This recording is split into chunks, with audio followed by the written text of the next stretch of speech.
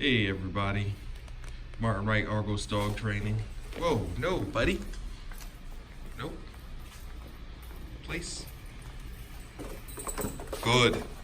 Good dog. So Jack and I, we're working on the placemat command today. Placemat command is one of the most important commands that we could teach a dog. And the reason why it's so important is because, at least in my method of training, the reason why place is so important is because it is our only way to teach the dog. It's not our only way. It is one of the ways that's most useful to teach a dog to calm down in any location. There are other ways, there are other things you can do. You can practice the sitting on the leash, which we talk about in private. No, buddy. Oh. Place. Good. Good.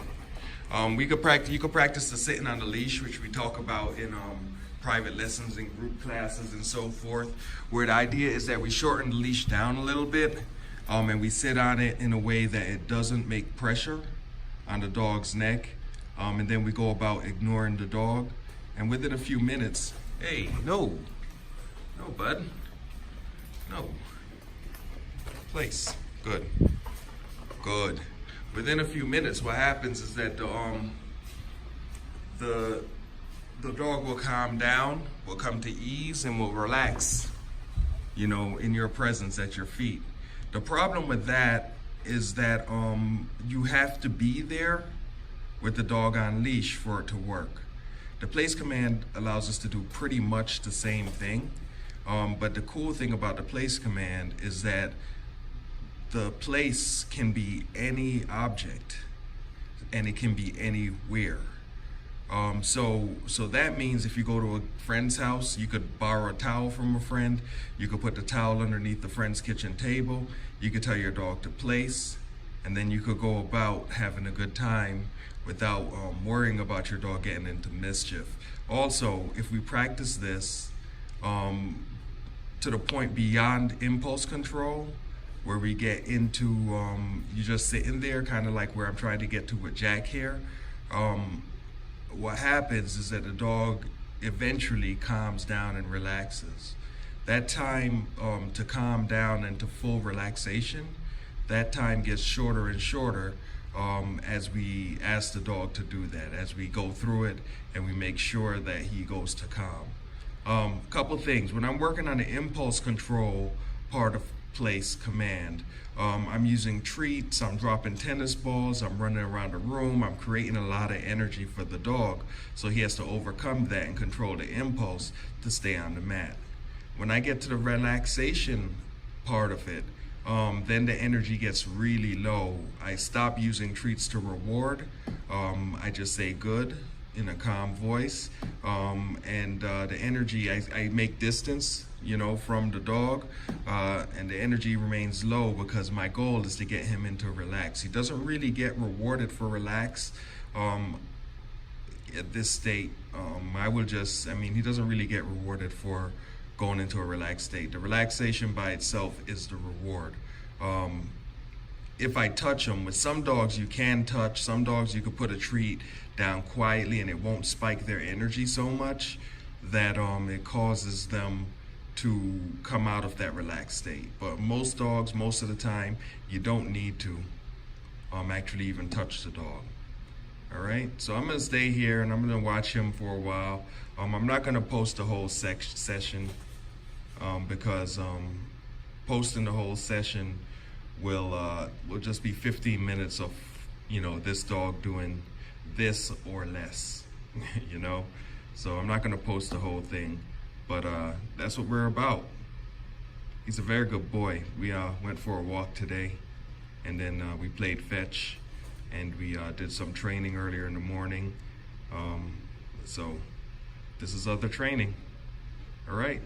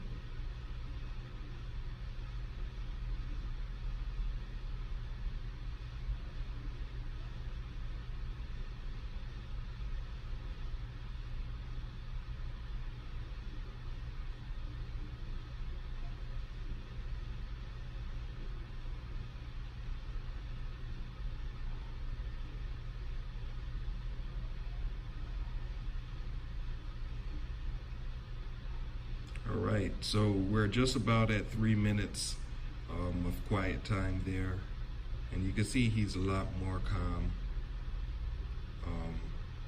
I'm gonna end this video. It's already 7 minutes long, but I'm gonna end this. So enjoy your dog. Make sure you give him time to calm down and be quiet. Quiet time is so important. It's important, at least to me personally. Quiet time is very important, but quiet time to dogs, I think, is even, it's equally important. All right, so enjoy your day, enjoy your dog.